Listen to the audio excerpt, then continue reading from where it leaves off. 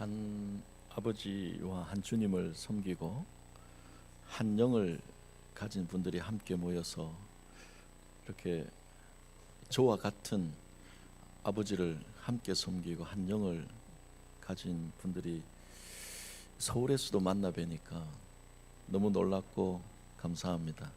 우리가 다 한 믿음을 가졌지 않습니까? 한 스피릿을 가졌지 않습니까? 이거만큼 놀라운 일이 있겠습니까? 너무 반갑고 또 이렇게 하나님의 말씀을 나눌 수 있는 기회를 주셔서 감사합니다. 오늘은 종교개혁 기념주일인데요. 종교개혁이라고 하는 것은 원래 교회개혁이죠. 교회를 개혁한다는 것은 교회를 리모델링 한다거나 또 보수공사하는 내용이 그런 개념이 아니라 우리가 하나님 앞에서 교회와 우리의 신앙을 새롭게 하는 그런 것을 교회 개혁이라고 하지 않습니까? 한번 개혁된 교회는 계속 개혁되어야 된다는 말이 있습니다. 우리가 2025년이라고 하는 이 역사적 시점에서 우리 종교 개혁자, 교회 개혁자들의 그런 역사를 기억하면서 우리도 우리 시대의 하나님의 말씀으로 어떻게 그 말씀으로 돌아가서 우리 신앙을 새롭게 할 것인가를 좀 깊이 생각하는 기회가 되면 좋겠고요. 하나님의 말씀 위에 우리 자신들을 올려놓고 그 말씀의 저울 위에 우리를 올려놓고 좀 살펴보는 기회가 되면 좋겠습니다. 하나님의 말씀은 살았고 운동력이 있어서 영과 혼과 및 관절과 골수를 찔러 쪼개고 우리를 벌거벗은 것 같이 드러내지 않습니까? 그 하나님의 말씀이 오늘도 살아서 역사에서 우리가 그 말씀으로 새롭게 되는 귀한 시간이 되기를 바랍니다. 종교개혁 기념주일날 용산중앙교회에서 말씀을 전하는데 어떤 말씀을 전할까 고민을 많이 했는데요. 저는 가장 기초로 돌아가는 말씀을 좀 나누려고 했습니다. 종교개혁의 슬로건이 말씀으로 돌아가자인데요. 그 말씀의 기초로 돌아가는 것 중에 우리 신앙의 가장 기본인 십자가의 말씀, 십자가의 메시지를 함께 나누는 것이 좋겠다 생각했습니다. 우리는 십자가 이야기 너무 잘 아시잖아요. 십자가 이야기를 너무 우리는 많이 들었고 잘 알고 때로는 식상하게 느끼기도 합니다. 예수 처음 믿을 때 듣는 복음 아닙니까? 그렇게 생각할 수도 있습니다. 그런데 이 십자가의 말씀은, 십자가의 복음은 모두 퍼내고 빼먹어 가지고 이제 더 이상 고갈되고 말라버린 그런 한물간 주제가 아닙니다. 2000년 교회 역사에서 끊임없이 증거된 것이 십자가의 복음이고 그 끊임없이 흘러나와서 우리의 심령을 새롭게 하고 구원의 은혜를 베풀고 죄인을 하나님의 백성 되게 했던 그것이 바로 이 십자가의 복음입니다. 바울은 이렇게 말을 합니다. 내게는 우리 주 예수 그리스도의 십자가 외에 결코 자랑할 것이 없다. 그리고 또 말하기를 예수 그리스도와 그 십자가에 못 박히신 것 외에는 아무것도 알지 않기로 작정한다 했습니다. 이 바울은 누굽니까? 당대의 가장 지성인이요, 뛰어난 인물이잖아요. 그런데 이 사람이 나는 십자가 외에는 결코 자랑할 것이 없다고 이야기하고 십자가에 못 박히신 것 외에는 알지 않기로 작정한다. 이것만 알고 이야기하겠다. 이렇게 이야기합니다.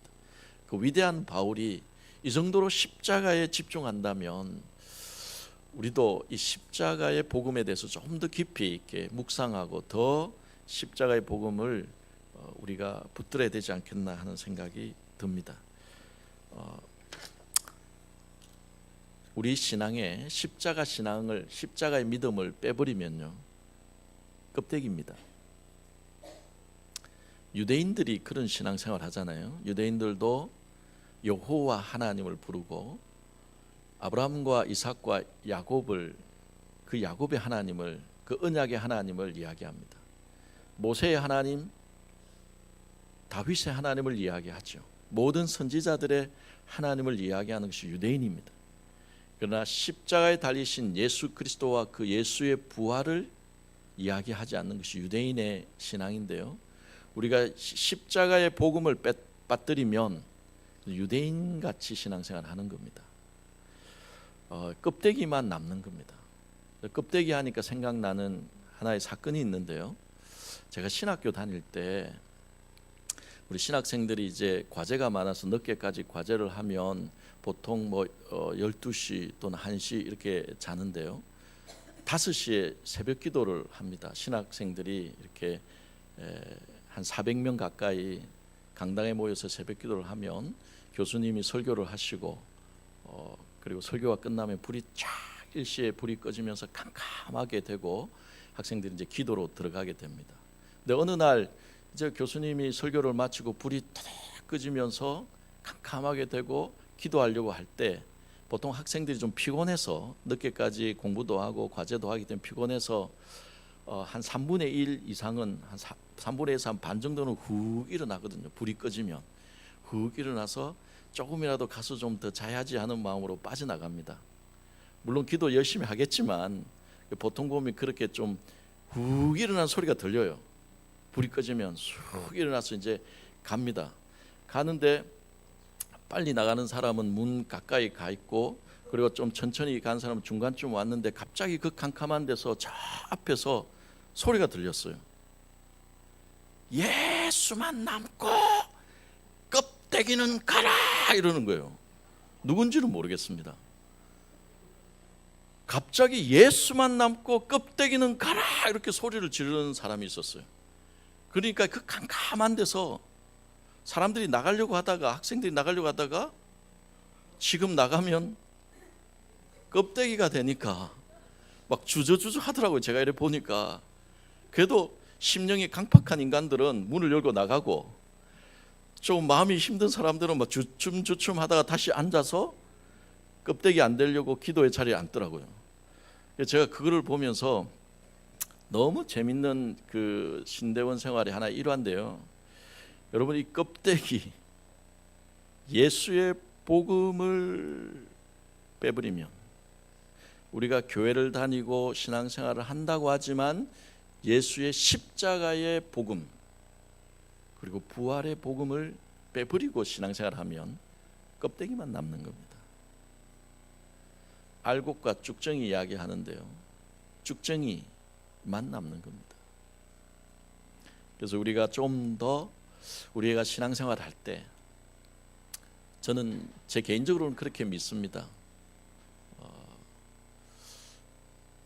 제 평생의 목회를 할 때 저는 십자가의 복음을 어떻게 잘 그리고 깊이 있게 설명해낼 수 있을까가 제 개인적인 숙제이기도 한데요.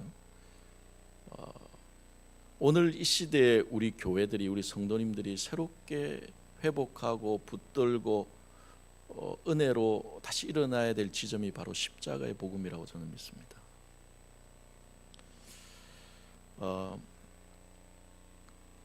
우리의 신앙은 십자가에 달리신 그리스도를 믿는 이 십자가의 중심성을 가지고 있는데요. 이제 십자가 이야기를 제가 조금 해보겠습니다. 예나 지금이나 십자가는 십자가의 복음이라는 건 미련하게 들립니다. 미련하게 들린다는 말은 바보같이 들린다는 말입니다. 영어 성경에 보면 미련하다를 이게 foolish, 이 바보 같다라고 번역되어 있습니다. 십자가의 복음이 바보 같지 않습니까? 오늘도 십자가의 도가, 십자가의 도라는 건 십자가의 복음이, 십자가의 메시지가, 십자가에서 흘러나오는 그 이야기가 멸망하는 자들에게는 미련한 것이다. foolish, 바보 같은 것이고 어처구니 없는 정말 미련한 이야기라고 들린다는 거예요. 예수님 당시에 로마 시대에 사람들이 어떻게 이 십자가의 복음을 인식했는지 기록이 있습니다. 기록을 잠시 소개를 해드리면요. 그때 당시에 로마 사람들이 십자가의 복음, 예수 십자가의 복음을 어떻게 생각하고 받아들였는지를 한번 보시면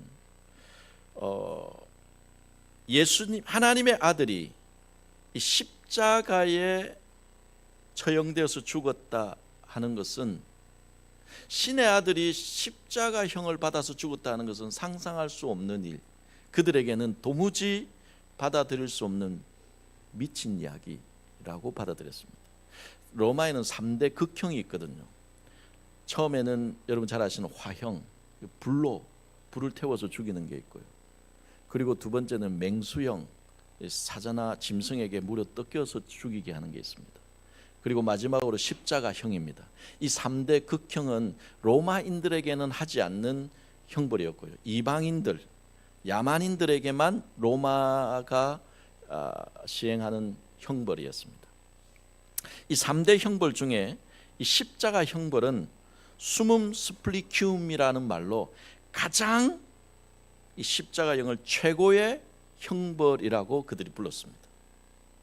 3대 극형 중에 수문 스플리큐움은 십자가형. 인간이 상상할 수도 없고 로마인들이 입에 담기도 힘든 그 극형이 바로 십자가형이었어요. 그 십자가형에, 그 십자가에 하나님의 아들이라는 신의 아들이 죽는다라고 하는 것은 미친 소리예요. 그래서 로마의 공무원이었던, 로마의 관료였던 플리니우스라는 하는 이 사람은 이렇게 기록을 한 게 있습니다. 우리 집에 두 노예 소녀가 있는데 십자가에 처형된 인간을 찬양하고 섬기더라. 그래서 불러서 고문하면서 좀 살펴봤더니 내가 발견한 것은 이것입니다 라고 하면서 로마 황제에게 보고하는 내용이 있는데요, 저는 황망하고 극단적인 미신 외에는 아무것도 발견하지 못했습니다. 이렇게 보고합니다. 황망하다, 황당하다는 거예요. 극단적인 미신이었습니다.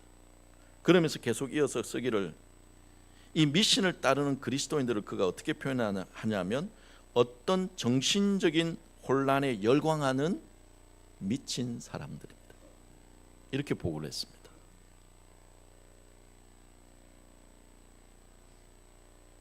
신이 우주보다 크고 이 우주 만물을 지은 신이 우리 입에도 담기 어려운 수문 스플리큐움에 매달려서 죽었다는 이 소식이 미친 이야기요. 이것을 섬기는 자들은 정신병자입니다. 이게 실제로 기록되어 있는 내용입니다.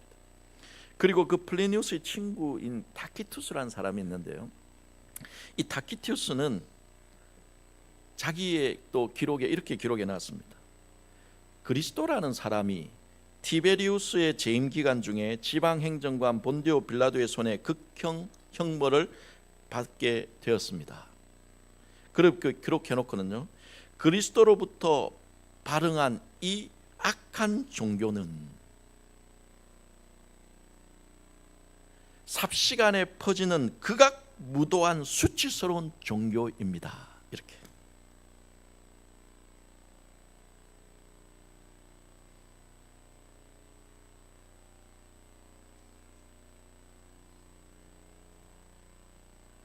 우리가 사랑과 믿음으로 바라보는 십자가에 달리신 그리스도를 향해서 이들은 악한 종교고 극악무도하고 수치스러운 종교다.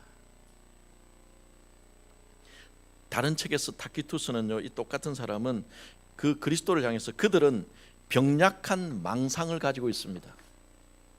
노파들이 믿을 만한 미신과 모든 참된 종교를 파괴시키는 몰상식하고 열광적인 미신을 따르고 있습니다 라고 기록합니다.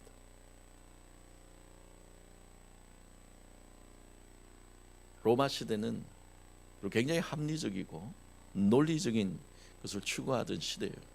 오늘날과 같이 아주 논리적인 로마 법이 있고요, 사회가 정형화되고 합리적으로 진행되려고 노력했던 그런 시대입니다.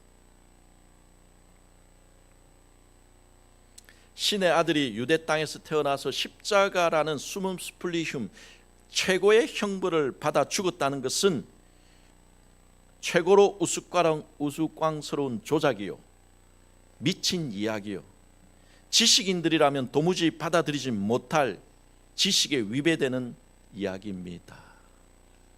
이런 기록을 남겼습니다. 이 당대 사람들에게 십자가는요, 치욕스러운 말뚝이었어요. 비운의 나무였습니다. 십자가 형벌은 가장 잔인하고 혐오스러운 형벌이라. 아예 십자가를 이야기할 때 그렇게 앞에 붙였습니다. 가장 잔인하고 혐오스러운 십자가 형벌. 이 말은 딱 앞에 붙었습니다. 라틴어로 제가 말씀드릴 수 있는데 그건 생략하고요. 그 라틴어 앞에 가장 잔인하고 치욕스러운 십자가형. 그러니까 우리는 십자가형을 그냥 십자가형이라고 말하지만 그들은 그렇게 말하지 않고 항상 앞에다가 가장 잔인하고 혐오스러운 십자가. 이처럼 사람들은 십자가를 믿는 것을 미련한 것, foolish, 바보스러운 것으로 이해했습니다. 기적을 찾는 유대인에게는 거리끼는 것입니다. 지혜를 구하는 헬라인에게는 미련한 것이다. crazy, 미친 것이다. 오늘날 현대인들에게 이 십자가의 그리스도의 십자가는 어떻습니까? 우리야 십자가에 달리신 예수님을 바라보고 그 예수님의 십자가에서 흘러나오는 구원의 복음을 받아들여서 십자가 좋지만 이 거칠고 혐오스러운 십자가, 이것이 오늘날에 어떻게 들립니까? 여러분, 오늘날 사람들에게도요.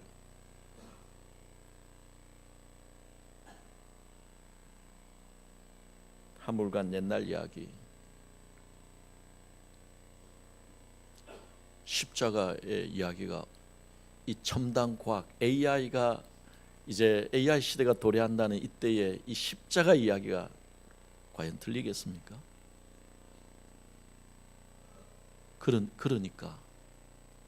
그러니까 사정이 이렇고 형편이 이런데, 여러분, 우리가 여전히 바울처럼 나는 평생 이 십자가의 그리스도의 십자가만 알기로 작정하고 십자가만 자랑하기로 작정한다고 말하면서 십자가만 자랑하기로 마음을 결심을 할 수 있겠습니까? 이 시대에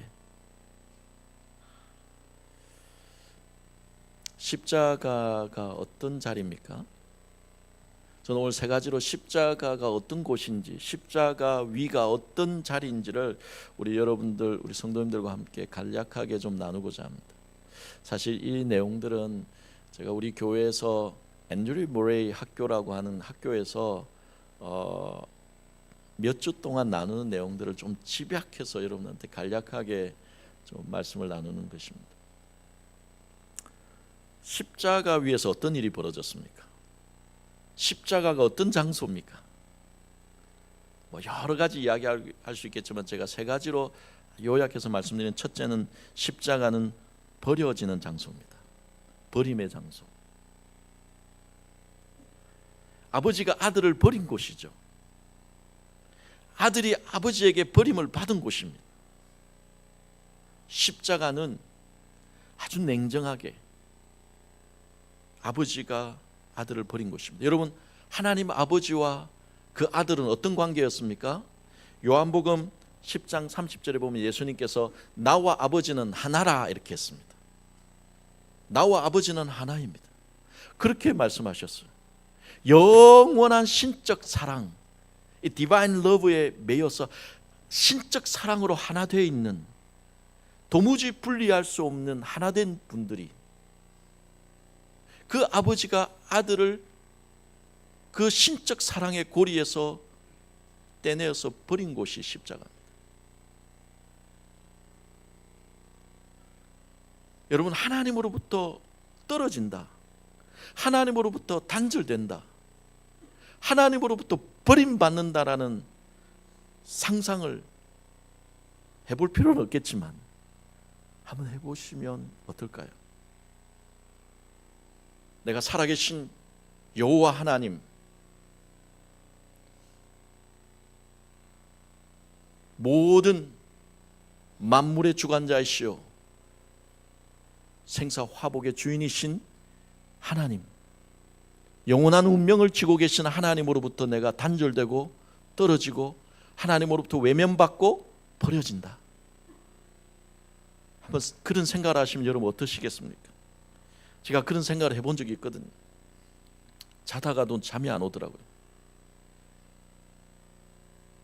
그것만큼 제 마음을 짓누르고 힘들게 하는 것이 없었습니다. 내가 하나님의 구원에서 떨어지고 하나님의 사랑에서 벗어난다, 버려진다, 숨이 막히고 자다가도 벌떡 일어날 두려움이 몰려오는 일이었습니다. 예수님께서 마지막에 잡히시던 날 밤에 겟세마네에서 올라가시면서 제자들에게 뭐라고 말한지 여러분 기억하십니까? 예수님께서 뭐라고 말씀하셨습니까? 제자들에게 이런 말씀을 하셨어요. 내가 심히 놀라고 슬프다. 쉽게 말하면 내가 굉장히 스트레스 된다. 지금 굉장히 슬프고 스트레스가 이빠이다. 스트레스 이빠이다. 지금 너무 스트레스 된다. 너무 괴롭다. 슬프다. 그러면서 내 마음이 심히 고민하여 죽게 되었다. To the point of death. 내가 죽을 지경으로 지금 슬프고 괴롭다. 이렇게 이야기합니다. 이상하지 않습니까? 예수님께서 제자들에게 3번이나 내가 십자가에 못 박혀 죽을 것이고 3일 만에 부활할 것이다를 미리 말씀하셨어요. 베드로가 안 됩니다 예수님 했을 때 사탄아 내 뒤로 물러가라고 이야기할 정도였습니다. 그렇게 말씀하신 예수님이 이제 정작 십자가를 지는 그 자리로 들어서는 이 겟세마네의 이 밤에 이제 십자가를 지려고 하니까, 정작 지려고 하니까 갑자기 막 두려움이 몰려오고 갑자기 마음이 슬퍼져서 내가 스트레스 받아서 죽겠다, 내가 괴롭고 슬프다, 죽을 지경이다 내가 지금. 제자들한테 그렇게 하소연하는 겁니까? 왜 예수님께서 이렇게 말씀하시죠? 어떤 역사적 인물은 예수 그리스도 때문에 불에 타 죽으면서도요, 이게 폴리갑이라는 교부 아시잖아요. 폴리갑은 교부는 예수 때문에 불에 타 죽으면서도 의연하게 예수 부인하라, 예수도 모른다 하라 할 때 내가 70평생 예수께서 나를 사랑하시고 나를 인도하시고 구원하시고 나의 사랑이 되어주시는데 내가 어떻게 이 자리에서 예수를 부인하겠느냐, 의연하게 불타 죽었습니다. 그런 사람이 많잖아요. 그런데 예수님은 정작 십자가를 지려고 하는데 제자들 앞에서 3번이나 그렇게 말을 했지만 실제로 질라고 하는 이제 겟세마네 들어오니까 갑자기 두려워져 가지고 막 다리가 떨리고 마음이 쿵덕쿵덕하면서 심장이 막 두근두근거리면서 내가 죽겠다 지금 막. 그리스도가 지금 그렇게 하고 있습니까? 예수님이 이렇게 말씀하신 이유가 뭡니까? 그것은 예수님께서 세상 죄를 지고 가는 길로 들어가기 때문에, 자기가 세상의 죄를 짊어지고 죄인으로 하나님 앞에 서서 이 십자가의 길을 가는 거 아닙니까? 저주받은 자로 지금 이 길을 가는 겁니다. 다시 말해서 나는 세상의 죄를 짊어진 죄인으로, 저주받은 자로, 심판받는 자로 하나님과 단절되고 내 사랑하는 그 영원한 사랑 가운데 계신 아버지와 단절되고 버려진 상태로 아버지의 외면을 받고 그렇게 그 길을 가야 되는 것. 아버지께서 아무 말도 안 하시고 이 아들을 버리시는 이 죄인되고 심판받고 저주받는 자로서 버림받는 것에 대한 예수님의 고통입니다.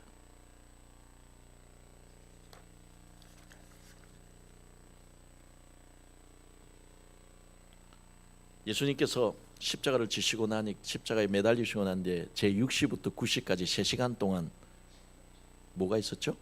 흑암이 몰려왔습니다. 하나님이 연출을 하셨는데 십자가에 달리신 예수님, 이 대낮에 예수님께서 그 거친 십자가에 달리고 나니까 하나님께서 흑암을 쫙,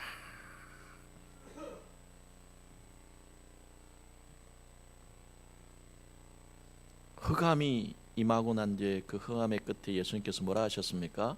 나의 하나님, 나의 하나님, 어찌하여 나를 버리셨나이까?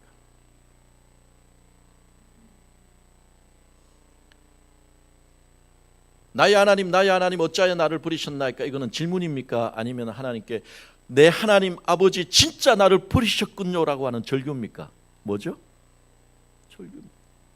이거를 이거는 의문문이네요. 이 질문입니다. 하나님 나를 버리신 이유가 뭔지를 알고 싶습니다라고 질문으로 이해하시는 분 없죠. 내 하나님 어떤 이유로 나를 버리셨습니까? 이거 아니잖아요.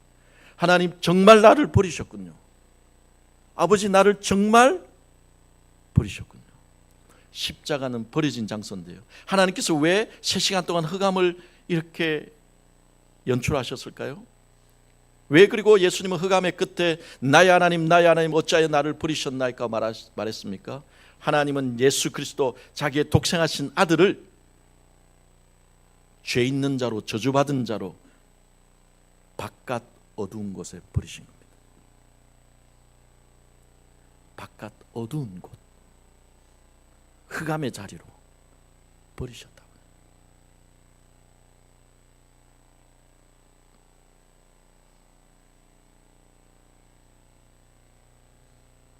그 사랑하는 아들을 흑암으로 내던져 버리신 것, 그것을 보여주시기 위해서 흑암을 연출하시고 그 어둠 속에 아들이 내 아버지 나의 하나님 어찌하여 나를 버리셨습니까? 라고 절규하도록 만들었습니다.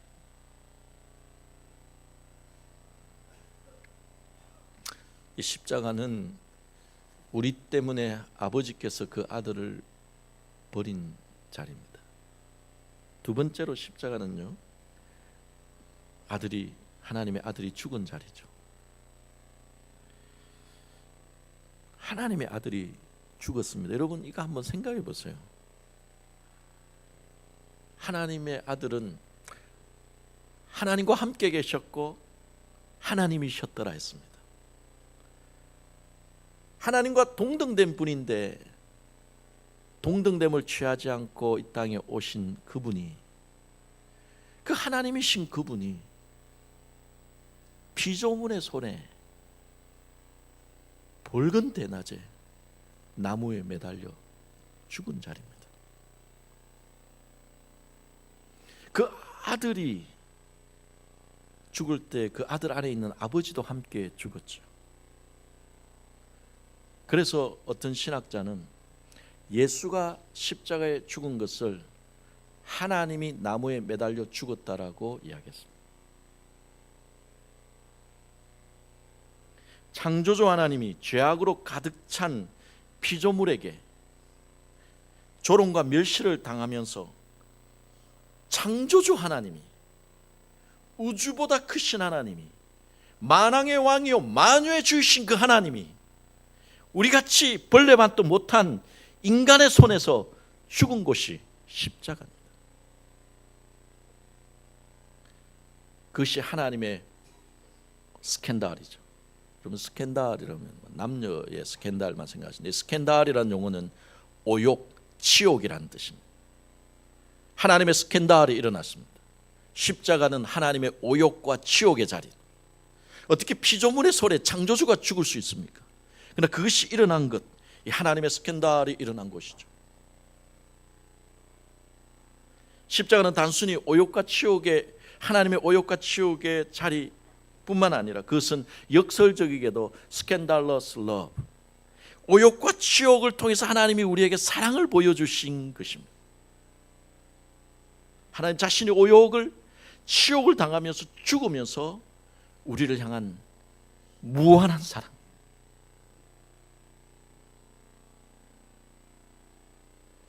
그 사랑을 보여주셨죠. 자기 아들을 바깥 어두운 데 버리고 그 아들 안에서 자기가 오욕과 치욕을 당하면서 하나님이신 그분이 죽으면서 원수된 우리를 바라보셨고요. 그윽한 사랑의 눈으로 자기에게 창을 찌르는 자를 사랑의 눈으로 바라보시고 상처를 싸매어 주시고 방탕한 둘째 아들을 달려가서 목을 끌어안고 끌어안아 주신 것처럼 그 표심팔로 그 강한 팔과 펴신 팔로 우리를 끌어안아 주신 그 우주적 사랑의 클라이막스가 일어난 곳이 십자가, 바로 그 자리입니다.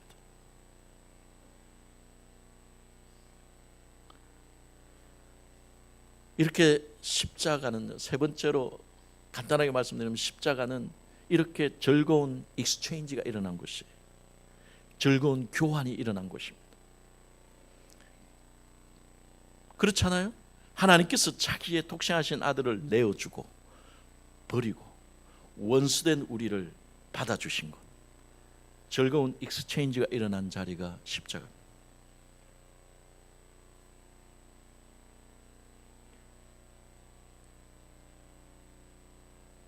하나님이신 아들 예수를 흑암 가운데, 죽음 가운데 내던지시고 죄인 중에 괴수된 우리를 자기의 아들, 딸 삼으시고,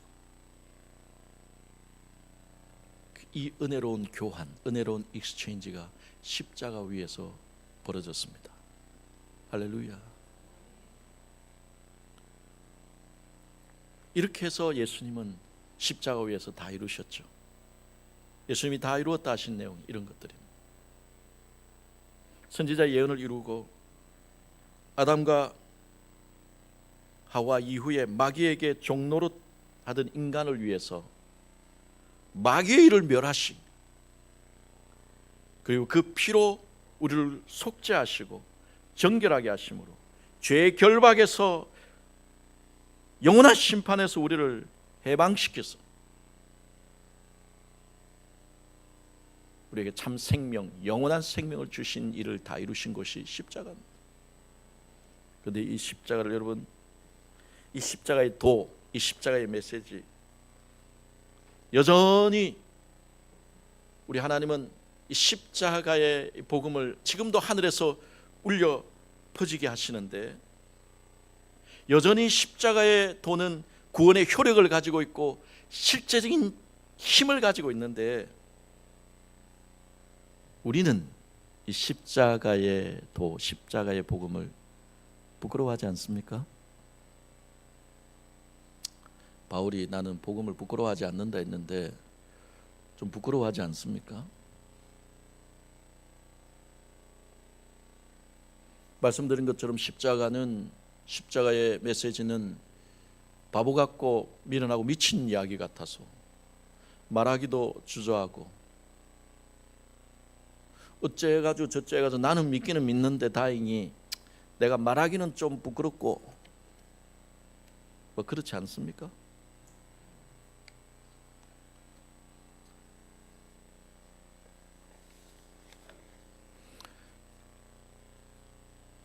순교자 저스틴이라는 사람이 있어요.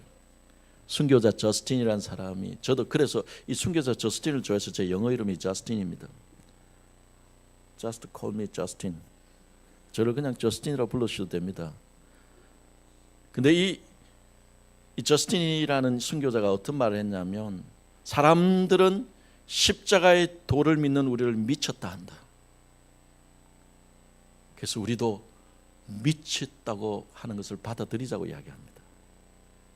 미쳤다는 말이 마니아라는 뜻이거든. 마니아, 미쳤다. 매니아. 우리도 그냥 십자가의 매니아로 살아가자. 십자가의 미친 자로, 십자가의 매니아로 살아가는 것을 권하는 것이 저스틴 마트, 순교자 저스틴. 여러분, 학생들이, 자녀들이 뭐 게임 매니아, 뭐 무슨 매니아, 야구 매니아, 무슨 매니아라 하지 않습니까? 그 매니아란 말은 지금은 아주 좋게 이야기하잖아요. 우리 십자가 매니아로 살아가는 것이 어떻겠습니까? 십자가를 부끄러워하지 않고 예수의 십자가의 복음을, 그것을 붙들고 그것을 자랑하며 살아가는 십자가의 매니아로 살아가는 것이 어떻겠습니까? 바울은 내가 미친 것도 하나님을 위한 것이랬어요. 뭐 십자가에 미쳐가지고, 뭐 미쳤다 하니까 미쳐가지고 매니아로 살아가 보죠. 뭐. 여러분, 제가 알기로는 몇 시에 맞춰야 됩니까? 오전 예배는 제가 부담이 됐으면 시간 좀 지켜야 돼서 제가 순간적으로 좀 놓쳤습니다. 보통 몇 시? 10분요. 네. 설교 짧게 하는 걸로 유명한데 제가 오늘은 제가 알기로는 기독교는 여러분 능력의 종교 아닙니까? 우리는 그냥 교회만 왔다 갔다 하고 평생 교회만 왔다 갔다 하고 그래 아무 일 없었더라 하면서 신앙생활하는 게 아니라 하나님의 능력을 힘입어 살아가고 하나님의 능력을 체험하고 하나님의 능력을 보여주는 것이 우리 신앙생활 아닙니까? 여러분 하나님의 능력을 힘입어 살아가고 계십니까? 이 능력, 오늘 본문에는 아주 십자가의 도와 하나님의 능력이라는, 구원을 얻는 우리에게는 하나님의 능력이라는 말이 있는데요, 이 능력, 근데 안타깝게도 제가 보기에는 우리 오늘날 제 자신을 비롯해서 많은 성도님들이 우리가 능력 없는 신앙생활을, 무기력한 신앙생활을 하는 것이 많구나 하는 생각이 듭니다. 믿음도 좀 희미하고 인내도 못하고 말씀을 청종하는데 열심도 없고, 그러다 보니까 하나님의 능력을 힘있고 능력을 나타내는데 약하다는 거예요. 여러분 주님께서 이렇게 말씀하셨습니다. 하나님의 나라는 말에 있지 않고 능력에 있다. 그러면서 예수님 뭐라 했습니까? 내가 다시 올 때 그 사람의 말을 보지 않고 능력을 보겠다 하셨습니다. 우리 용산중앙교회 성도 여러분, 우리 주님께서 다시 오실 때 그래 말 잘했다 이거 안 보시고요, 삶 속에 능력을 보겠다 하시는데 어떻게 하시겠습니까?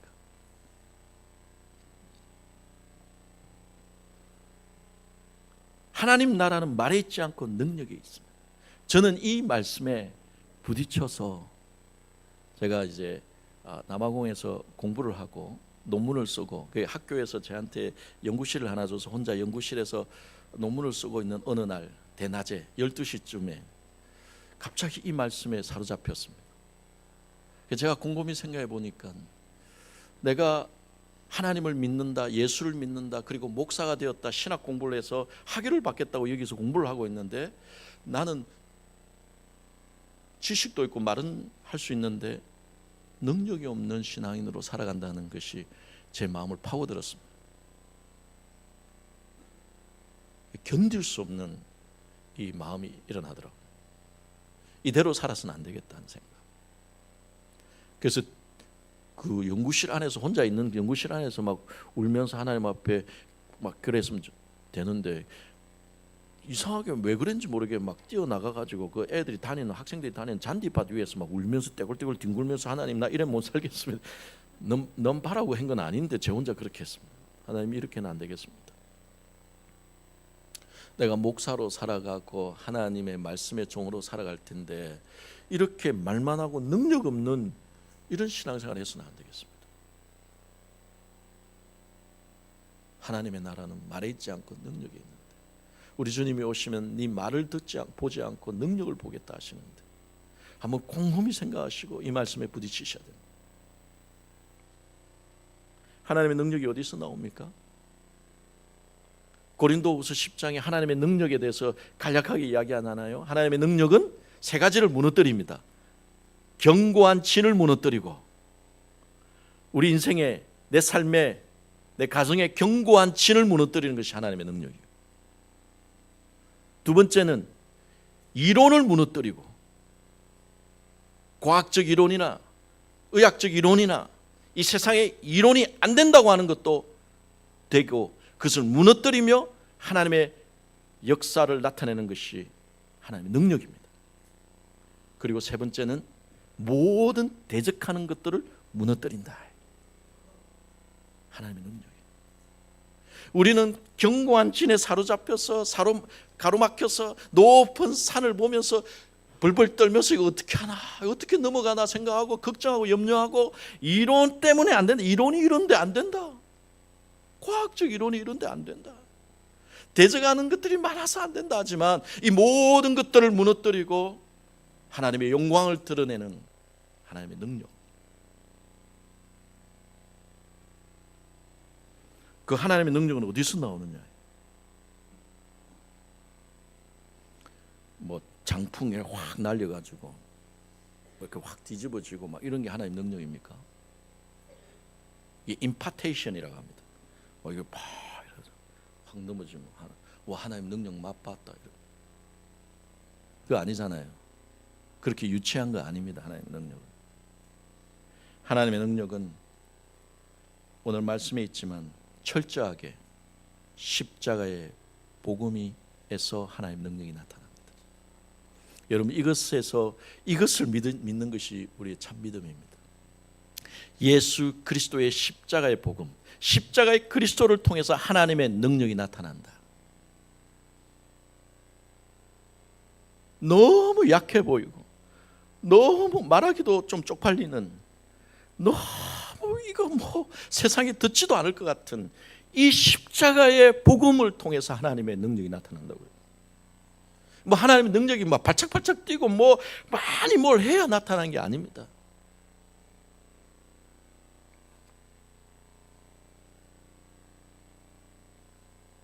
구원하는 능력, 살리는 능력, 죄 사함을 주고 새롭게 하는 능력, 사랑하고 자유케 하는 능력,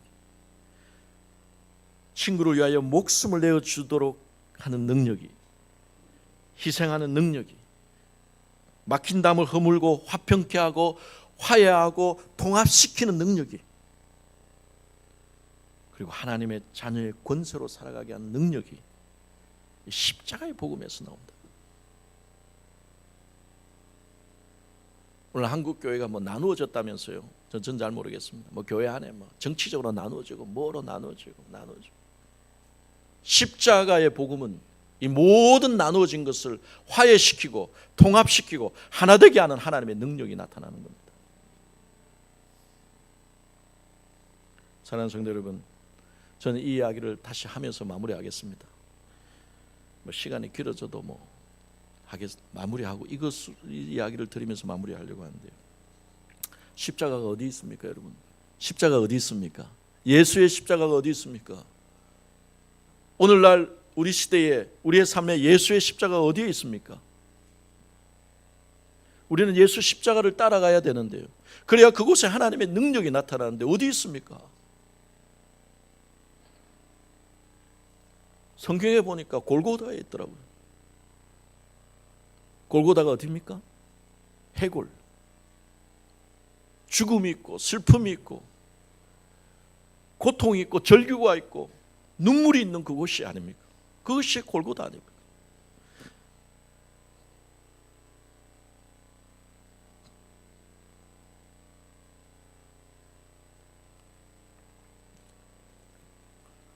오늘날 골고다가 어디입니까, 여러분? 어디에 죽음이 있고 어디에 눈물이 있고 어디에 고통이 있고 한숨이 있고 비명소리가 들리고 절규하는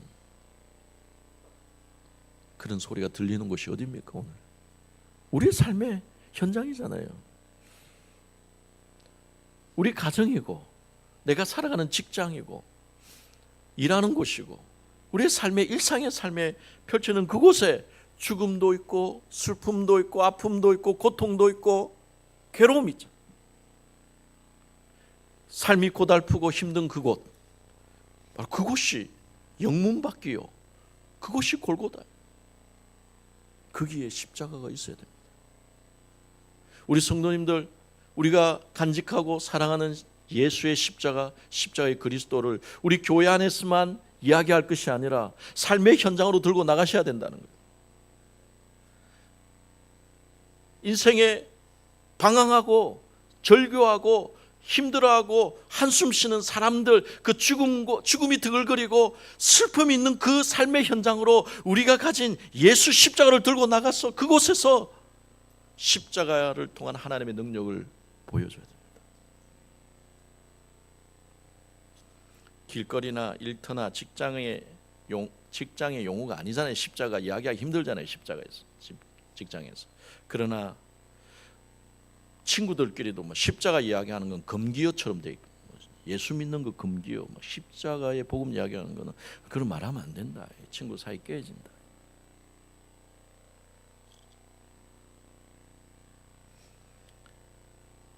우리는 십자가의 현장을 잃어버리고 있습니다. 그것이 우리 교회가 하나님의 능력을 체험하지 못하는 치명적인 지금 문제입니다. 예수의 십자가를 이야기할 수 있는 현장을 잃어버리고 있는 것. 그 현장에 나가지 못하는 것. 우리를 어리석다, 미쳤다 하고 니나 차례라 하고 말하니까 말 못하는 거예요. 조롱하고 비웃으시니까 삶의 현장에서 예수의 십자가에 달리신 예수님을 말하지 못하니까 부끄러워서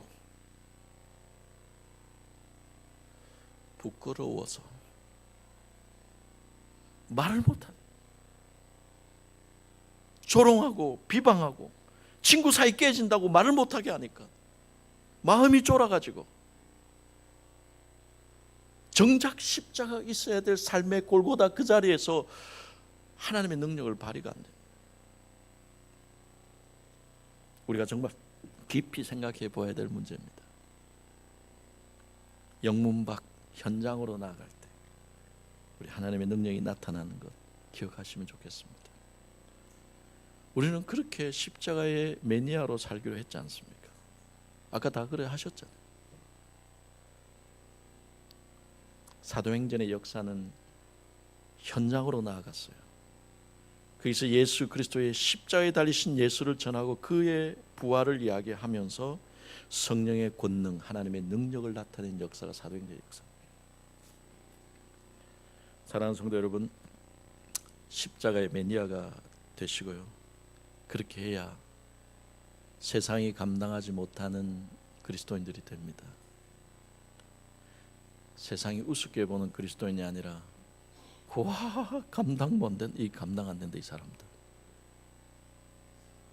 세상이 감당하지 못하는 십자가의 복음에 사로잡힌 자들. 그렇게 한번 다시 우리가 일어나 봐야 되지 않겠습니까? 그것이 치욕과 오욕의 길인 것 같아도요. 가장 큰 하나님의 사랑을 보여주는 길인 것을 기억하시고 그 십자가를 통해서 하나님의 능력을 맛보는, 그 하나님을 맛보아하는 우리 성도님들 되시기를 주님의 이름으로 축원합니다. 우리 같이 한번 기도하시죠.